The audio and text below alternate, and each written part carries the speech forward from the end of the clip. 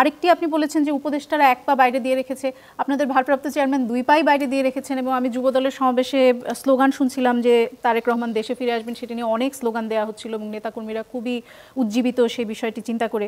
কিন্তু এখনও তো তিনি ইউকেতে আছেন এবং এখনো আমরা তার আসার কোনো রকমের লক্ষণ দেখতে পাচ্ছি না। দুটো প্রশ্ন।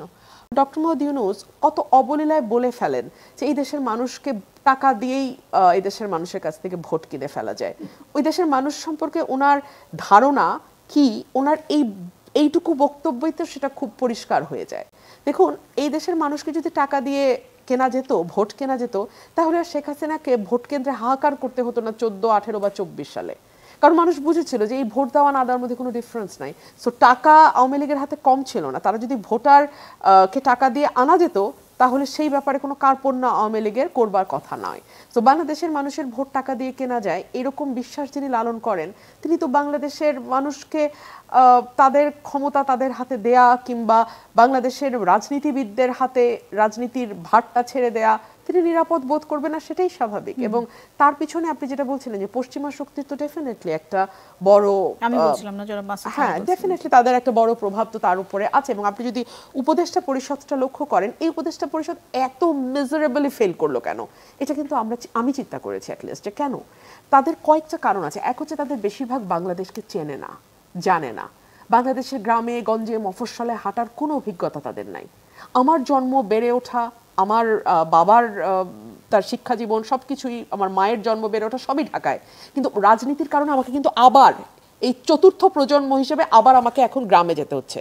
একদম মানে ফ্রম জিরো থেকে, স্ক্র্যাচ থেকে আমি শুরু করেছি আবার। 4 জেনারেশন কিন্তু আমরা কেউ গ্রামের সাথে আমাদের কোনো সংযোগ ছিল না, কিন্তু আমি আবার শুরু করেছি। অনেক পুরানো রাজনৈতিক দল ছিল এবং বিএনপি, যেমন এটিও সত্য যে সরকার কোনো ব্যবস্থা গ্রহণ করছে না, তেমনভাবে এটিও সত্য যে এই রিপোর্টে যেটি এসেছে যে 92% এইসব বিভিন্ন রাজনৈতিক সহিংসতার সাথে বিএনপি জড়িত। এটিও সত্য যে চাঁদাবাজির বিভিন্ন ঘটনায় বিএনপি নেতাকর্মীরা যুক্ত হচ্ছেন এবং সেই জন্যই বিএনপি বহিষ্কারও করছে। 4000 হোক বা 7000 হোক, অলরেডি বহিষ্কার করেছে বিএনপি। একদিকে তারেক রহমান সমাবেশে বলছে যে মানুষ আর প্রতিহিংসা প্রতিশোধের রাজনীতি চায় না, আরেকদিকে টিআইবি রিপোর্ট বলছে যে সেই পথেই বিএনপি হাঁটছে। না, আমি তো সেটাই বলছি যে বিএনপিকে তো এই বিষয়টা এখন বুঝতে হবে। বিএনপি ডেফিনেটলি, নীতি নির্ধারকরা আশা করি বুঝতে পারছেন যে সরকার ব্যবস্থা নেবে না, ব্যবস্থা নিয়ে যে বিষয়টাকে থামাবে বা কমিয়ে নিয়ে আসবে, এটা সরকারের লক্ষ্যই না। সরকার চাইছে ঘটনাগুলো ঘটতে থাকুক, ঘটনাগুলো ঘটতে থাকুক, আরও বেশি ঘটুক, গণমাধ্যমে আসুক, মানুষের এক ধরনের বিতৃষ্ণা তৈরি হোক, মানুষ পলিটিশিয়ানদের কাছ থেকে মুখ ফিরিয়ে নেক, মানুষ পলিটিক্যাল পার্টিগুলোকে না বলুক, নেগেটিভ একটা ইমপ্রেশন মানুষের মধ্যে তৈরি হোক, এটা তো সরকার চাইছে। কিন্তু বিএনপির দায়িত্ব হচ্ছে এই প্রতিকূলতার মধ্যেও এই বিষয়টা এনশিওর করা যে না, ঠিক আছে, সরকার করবে না, সরকার আইনগত ব্যবস্থা নিয়ে নানান অপকর্ম কমিয়ে নিয়ে আসবে, এটা সরকার করবে না, তাহলে আমি দলগতভাবে এখন আরো শক্ত কি পদক্ষেপ নিতে পারি, এইটা বিএনপিকে এখন ভাবতে হবে। সেই জন্য আমি এটাকে বিএনপির জন্য একটা ওয়েক আপ কল বলেছিলাম, যে সরকার তাকে আইন শৃঙ্খলা বাহিনীর প্রপার প্রয়োগ দিয়ে, আইনের প্রপার প্রয়োগ দিয়ে সরকার যে বিষয়টাকে বন্ধ করবে, এই আশা বিএনপির করে লাভ নাই। বিএনপিকেই ব্যবস্থা নিতে হবে এবং বিএনপিকেই আরো শক্ত পদক্ষেপ নেওয়ার কথা চিন্তা করতে হবে, যাতে নিজের ভবিষ্যৎ চিন্তা করে নিজের দলের নেতাকর্মীকে আরো শক্তভাবে হ্যান্ডেল করা যায়। আচ্ছা, আমি যে জায়গাটাতে ছিলাম, এই উপদেষ্টা পরিষদের মেজারেবলি ফেল করার কারণ হচ্ছে তারা বাংলাদেশ জানে না, এবং 2 হচ্ছে তাদের প্রত্যেকের একটা করে পা দেশের বাইরে ফেলা। সো তারা জানে যেই মুহূর্তে দেশ উত্তপ্ত হওয়া শুরু হবে, ওই মুহূর্তে যেই পাটা বাংলাদেশে আছে, ওই পাটাকেও তারা ওই দেশে নিয়ে যাবে। আমাদের 1 মিনিট, আমাদের ভবিষ্যৎ, আমাদের সামনের দিন, এগুলো নিয়ে তাদের কারো কোনো মাথা ব্যথা নাই, কারো কোনো মাথা ব্যথা নাই। সুতরাং তারা এই যে মাসুদ খান ভাই বলছিল না যে এটা কি ভাই নাকি ট্রায়াল অ্যান্ড এরারের প্রসেস নাকি বাংলাদেশটা, হ্যাঁ বাংলাদেশটা তাদের কাছে একটা গিনিপিগের মতো, ট্রায়াল অ্যান্ড এরারের মতো। আপনি আমাকে বলেন, ডে 1 থেকে সরকারের কোনো রোড ম্যাপ, সরকার কি করতে চায়? রোড ম্যাপ মানে আমার সময় এতদিন, আমি এতদিনের মধ্যে এইটা আমার এজেন্ডা, এটা আমার প্রায়োরিটি, এটা আমার মধ্যম, এটা আমার লিস্ট প্রায়োরিটি। 3 হচ্ছে আমি কাদেরকে দিয়ে আমার গোল অ্যাচিভ করতে চাই, এই উপদেষ্টা পরিষদ, এর মধ্যে এই উপদেষ্টা ফেল করছে, তাকে বদলে নতুন উপদেষ্টা আনা, কিংবা যে উপদেষ্টারা নানান রকম দুর্নীতির অভিযোগ আসছে, ক্রাইমের অভিযোগ আসছে যাদের বিরুদ্ধে, তাদেরকে জবাবদিহিতার মধ্যে আনা। একটা কিছু সরকার করেছে? সরকার সফল হওয়ার জন্য কোনো রকম কোনো চেষ্টা করেছে? সরকার নিজে ব্যর্থ হচ্ছে এবং একই সঙ্গে সরকার পলিটিক্সকে ব্যর্থ করার চেষ্টা করছে, which is very dangerous। একটু থামাবো আমি। আপনি বলেছেন যে সরকার রোড ম্যাপ দেয়নি, বিএনপি আসলে কি রোডম্যাপ দিয়েছে যেটি দেখে আমরা বুঝবো যে সরকার যেভাবে ব্যর্থ হয়েছে, এই সরকার যেভাবে ব্যর্থ হয়েছে, বিএনপি তার চেয়েও মেজারেবলি ফেল করবে না, সেটি আমরা কিভাবে বুঝবো? আরেকটি আপনি বলেছেন যে উপদেষ্টারা এক পা বাইরে দিয়ে রেখেছে, আপনাদের ভারপ্রাপ্ত চেয়ারম্যান 2 পাই বাইরে দিয়ে রেখেছেন, এবং আমি যুবদলের সমাবেশে স্লোগান শুনছিলাম যে তারেক রহমান দেশে ফিরে আসবেন, সেটি নিয়ে অনেক স্লোগান দেওয়া হচ্ছিল এবং নেতাকর্মীরা খুবই উজ্জীবিত সেই বিষয়টি চিন্তা করে। কিন্তু এখনও তো তিনি ইউকেতে আছেন এবং এখনো আমরা তার আসার কোনো রকমের লক্ষণ দেখতে পাচ্ছি না। দুটো প্রশ্ন।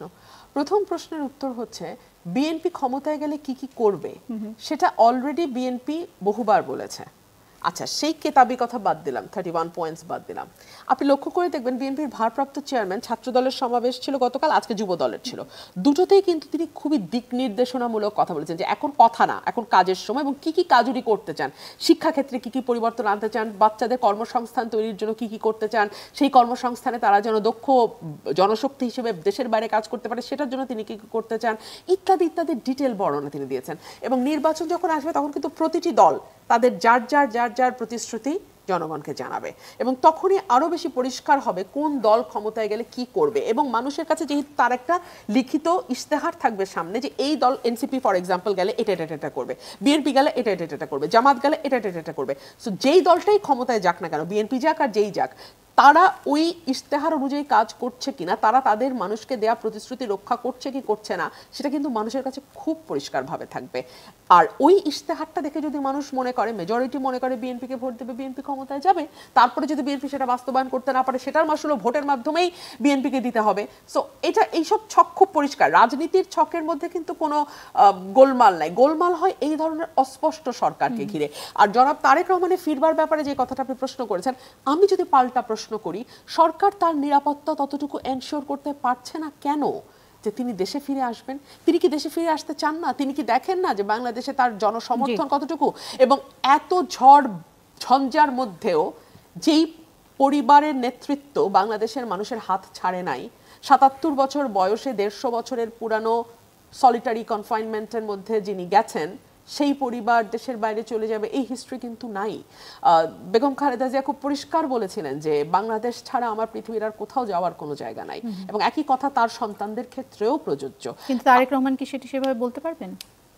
যে দেশে তিনি নিরাপদ বোধ করছেন না, সেই দেশে তিনি উনি বোধ করছেন না, ওনাকে নিরাপদ বোধ করতে দেওয়া হচ্ছে না, নিরাপত্তা দেওয়া হচ্ছে না। আমি যদি পাল্টা এভাবে বলি, ওনার মামলাগুলো কিন্তু সব ওঠে নাই, ওনার মামলাগুলো কিন্তু এখনো বাকি আছে, ওনার মামলা সব ওঠে নাই। সুতরাং ওনার, দেখুন, বাংলাদেশে এতদিন পর্যন্ত দ্বিদলীয় ব্যবস্থা ছিল, এবং বাংলাদেশে এখনো যদি আপনি ভোটার পার্সেন্টেজ ধরেন, এই দুটো দলই, আওয়ামী লীগ এবং BNP, largest political party. Awami League কিন্তু পুরোপুরি নেতৃত্ব শূন্য এখন। আওয়ামী লীগের প্রধান থেকে শুরু করে টপ লিডারশিপ যারা ছিল কেউ বাংলাদেশে নাই, আর বাকি যে কয়জন আছে জেলে আছে। বিএনপিকে যদি লিডারশিপ শূন্য করে ফেলার কোনো চেষ্টা বা পায়তারা সরকারের থাকে, বিকজ আমরা এই সরকারের বিরাজনীতিকরণ নিয়ে এতক্ষণ আলাপ করেছি দোলা, সো এইরকম কোনো প্ল্যান যদি তাদের থাকে, তাহলে তাদের প্রাইম টার্গেট কিন্তু বিএনপির ভারপ্রাপ্ত চেয়ারম্যান তারেক রহমানই হবে।